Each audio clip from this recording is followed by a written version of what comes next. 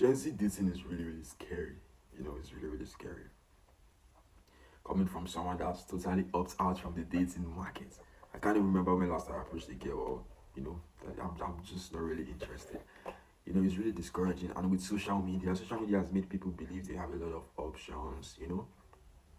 People don't really know how to distinguish between people that want them for keeps and people that want them for fun. They just group all of them together like a lot of people want me. So if you don't value me, I'm just gonna go. You know, that's also one of the reasons why I think the rate at which a lot of people, especially young men, are discouraged from. I know a couple of guys that are just very not interested in dating, in relationship, in marriage. But at the end of the day, even God said it's not good for man to be alone. I don't know how we got here as a generation, but if we're actually being honest, Gen Z dating is really scary. Really, really scary. They've monetized love. People have monetized love. As much as you can give me, that's your proof of love. And it's not really so. Some people don't really even understand what giving really means. So people, maybe I think I'll make another YouTube video about giving, because most people don't really know what it means to give.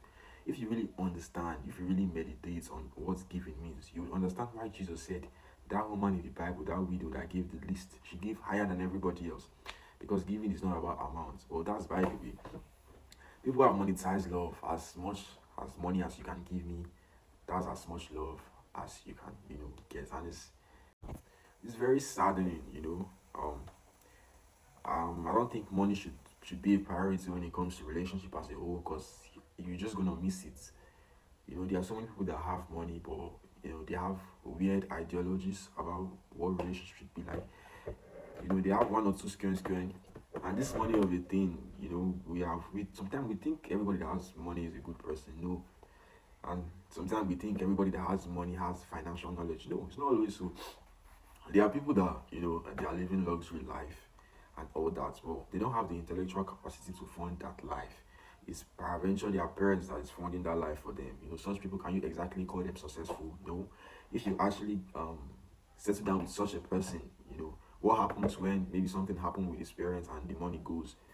Are you going to leave? Is that how you want to really gamble the rest of your life? We're talking about somebody you're going to spend the rest of your life with. Is that how you really want to gamble it? But generally, I think the truth we can all come to agree on is that money shouldn't be a priority in a relationship.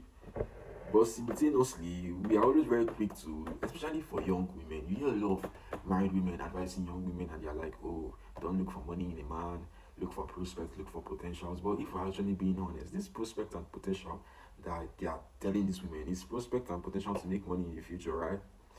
Right? Prospect and potential to actually make money. So it still comes down to money, because I don't think any lady is actually trying to work a relationship with a guy because she has seen that he has potentials for teaching.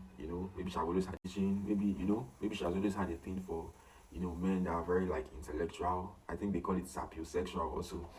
There's no woman that is thinking, oh, I can see prospect like that, or there's no woman that is thinking, I can see, oh, prospect, he has this potential for impacting people's life, or opening people's mind to the things of God. No, I don't think anybody is thinking that. Nobody is thinking that. The prospect and potential still comes down to making money in the future.